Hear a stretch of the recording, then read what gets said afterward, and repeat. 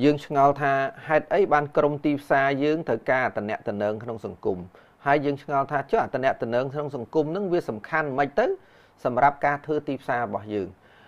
tầm bố một phốt dương từ yul pi mù lật than đi ca thư marketing sần bà dương tầm bố dương yul tha hai ấy ban chi tệ để chuyến có sầm rạch chật tình phần lật tập hoa rồi và cảm dương hai ấy ban có tình bà chấn tình trong cõi nâng hai ấy ban có tình cứ tệ để chuyến mình men đại saផលិតផលលឿងល្អឬសេវាកម្មល្អទេ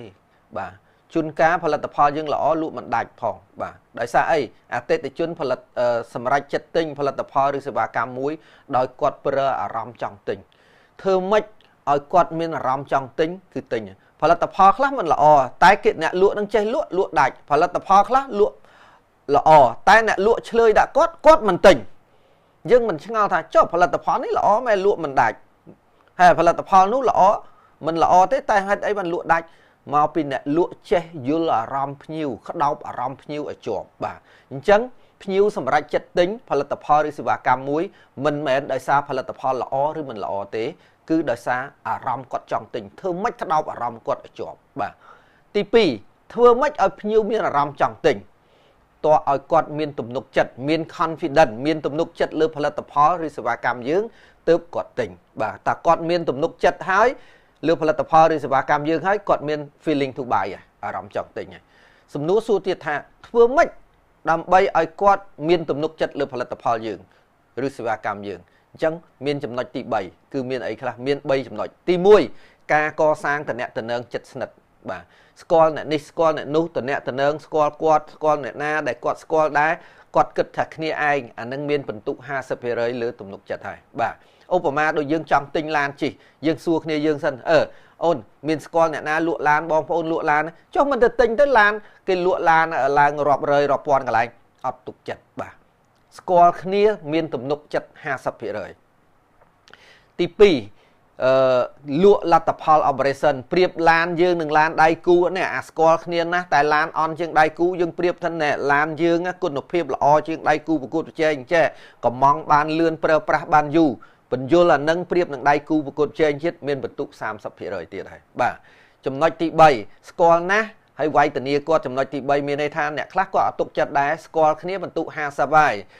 ប្រៀបដៃគូប្រកួតប្រជែងល្អហើយចុះបើមានបញ្ហាអូនគិតមិនដែរអត់ដឹងដែរញ៉េស្គាល់ណាស់កោណាស់នឹងអន់ជាងដៃគូប្រកួតប្រជែងជាតិអញ្ចឹងមាន3ហ្នឹងបានគ្រប់ទី1ស្គាល់គ្នាអានឹងបន្ទុក 50% ប្រៀបធៀបរបស់យើងផលិតផលយើងនឹងដៃគូប្រកួតប្រជែង30ទី3វាយធានាបើមានបញ្ហាយើងធ្វើមិនបានសងលុយ3ដងជាទូទៅម្ចាស់ជីវកម្មខ្លះគាត់ហ៊ានធានាសងគេទេបើអត់មានធានាសងគេទេមានន័យថាអ្វីដែលអ្នកឯងនិយាយ 80% ស្មើនឹង0បាទអញ្ចឹងភ្ញៀវសម្រេចចិត្តដោយសារអារម្មណ៍ណា80 បូក 20 ស្មើប៉ុន្មានគឺស្មើ100បន្ទុកនឹងពេញ80 បូក 20 ស្មើប៉ុន្មាន80 បូក 0 ស្មើប៉ុន្មានមិនស្មើ80ទៅគឺ0មានន័យថាស្គាល់គ្នាហើយ 50% ផលិតផលយើងល្អជាងដៃគូហើយតែយើងអត់ធានាគឺ0បាទទំនុកចិត្តគឺ0បាទមិនមែនតក្កវិជ្ជាទេគឺប្រើអារម្មណ៍ហើយមួយទៀត0បូក 20 ស្មើប៉ុន្មានក៏0ដែរមិនមែន0បូក 20 ស្មើនឹង20ទេបាទមានន័យថាកុំភ័យរបស់ខ្ញុំធានា1ជា10គេអត់ចង់បានរបស់យើងធានាសងគេទេគេចង់បានឡានល្អគេចង់បានផលិតផលល្អនិយាយរួមទៅ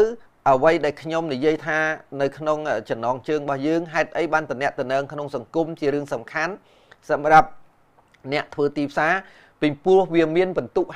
50% ទៅលើទំនុកចិត្តណាគ្រាន់តែស្គាល់អ្នកនេះអ្នកនោះអញ្ចឹងហើយក្រុម marketing គាត់ជួបគេច្រើនណាជួបអ្នកនេះជួបអ្នកនេះជួបអ្នកនេះដើម្បីឲ្យគាត់លក់ផលិតផលមួយថាអូអ្នកឯងស្គាល់នេះអូអ្នកនឹងគ្នាខ្ញុំអូនេះពួកម៉ាកខ្ញុំតាអូអ្នកនេះនៅស្រុកភូមិមួយខ្ញុំឃើញទេអ្នក marketing គេតំណែងក្នុងសង្គមច្រើនគេចង់បាន referral មានអា referral ហ្នឹងបន្ទុកទំនុកចិត្ត 50% បាត់ហើយអញ្ចឹងគេនិយាយផលិតផលគេបន្តិចទៅបន្ទុក30ទៀតវាយធានាទៅពេញបាត់ 100% ហើយប៉ុន្តែបើយើងនិយាយពីផលិតផលយើងល្អជាងដៃគូប្រកួតប្រជែងយើងធានាសងគេបាន50តែយើងខ្វះបន្ទុកធំជាងគេ 50% ទៀតគឺតំណែងក្នុងសង្គម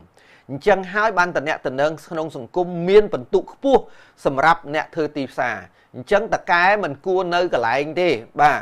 នៅកន្លែងតិចបានហើយបាទកន្លែងមួយថ្ងៃ1ម៉ោង2ម៉ោងបានគួរចេញទៅខាងក្រៅឲ្យបាន 6 ម៉ោងទៅ 7 ម៉ោងព្រោះតំណែងក្នុងសង្គមឲ្យបានច្រើនព្រោះត្រូវការទំនុកចិត្តពីអតិថិជននៅពេល sale ទៅលក់រឿងផ្សេងបើយើងតកែទៅសម្រាប់ចិត្តលក់វិញទំនុកចិត្តកាន់តែខ្ពស់ទៅទៀតបាទអញ្ចឹងសរុបឡើងវិញតំណែងក្នុងសង្គមជាភាពសំខាន់សម្រាប់អ្នកធ្វើទីផ្សារដោយសារវាមានពិន្ទុ 50% លើទំនុកចិត្តបាទអរគុណច្រើនដែលបានចូលស្ដាប់